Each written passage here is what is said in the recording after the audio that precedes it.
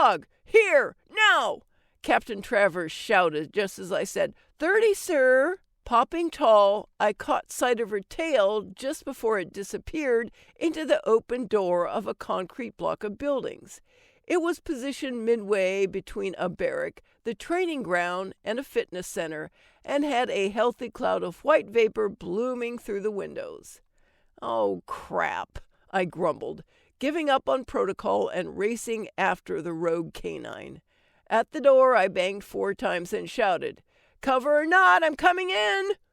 Then I charged into the men's locker room and immediately halted at the sight. Standing in a steaming room, surrounded by the sound of showers and male musk, stood my partner. 6 or so men were standing on the benches, clutching a threadbare off-white towels at their waistlines.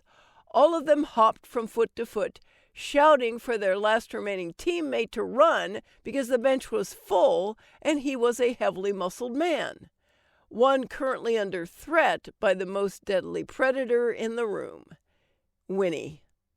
She was circling him with the calculated prowl of a shark, playing with her food, and if the man had had any level of lower deck salute on him before her entrance, it would have shriveled up faster than a raisin in the sun. "Winnie, place!" I shouted, and all the men turned to me and began shrieking again. "Crap! It's her! We need to get the hell out of here! She's a man-eater!"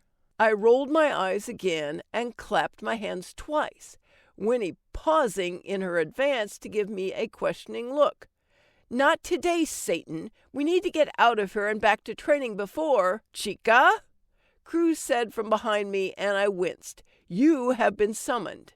"Damn." I blew out my breath and turned slightly. "Travers' office?" "Infirmary." He corrected in time to be cut off by the screech of the large man. I whipped around and saw Winnie's head under his towel, tail wagging as her nose worked, and the man shoved at her ribs.